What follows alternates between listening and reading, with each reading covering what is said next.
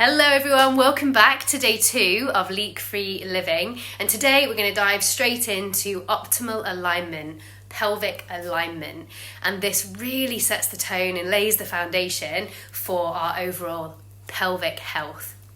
So when our pelvis is out of alignment, this can put extra stress and tension and strain onto our pelvic floor muscles and organs, so therefore creating an increased risk of bladder leakage. If our pelvis is in alignment, then this helps to increase the function of our pelvic floor muscles.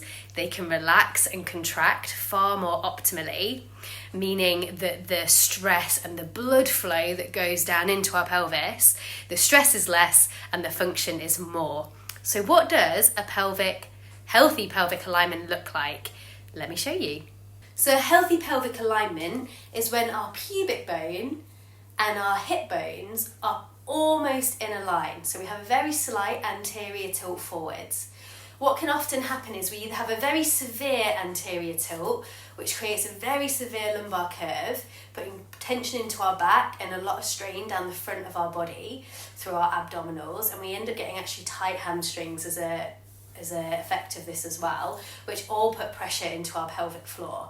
Likewise, the other one might be where we overly undertuck, where we tuck under, becoming in a posterior tilt, where again we put a weakness into our abdominals, we get tight hip flexors and we're over recruiting in the butt cheeks.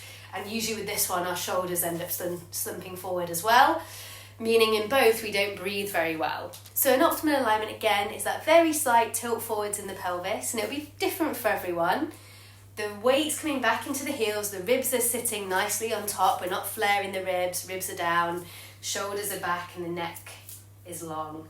Often when we think about posture, we think about our upper body when our pelvis doesn't really get the gusto it deserves.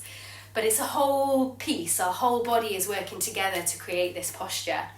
So if you can incorporate this very slight pelvic tilt forwards more into your day, so as you're seated, having a little cushion or a little blanket resting under the sit bones to let your knees be lower than your hips, or as I'm doing right now, I'm right at the front of this chair, sitting on my sit bones, and my forearms are like on my knees, so that my posture is a lot more stable and supported. In standing, again, those hips are coming back, the slight tilt forwards in the pelvis and the ribs down. You can practice this while you're chopping your vegetables, making sure that your pelvis isn't touching the work surface, or while you're brushing your teeth.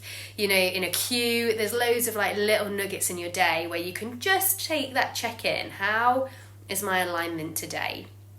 And checking whether you turn your toes in or turn your toes out might also be really interesting for you to think about. I'll be back tomorrow with more words of wisdom, building on what we've done today. See you tomorrow.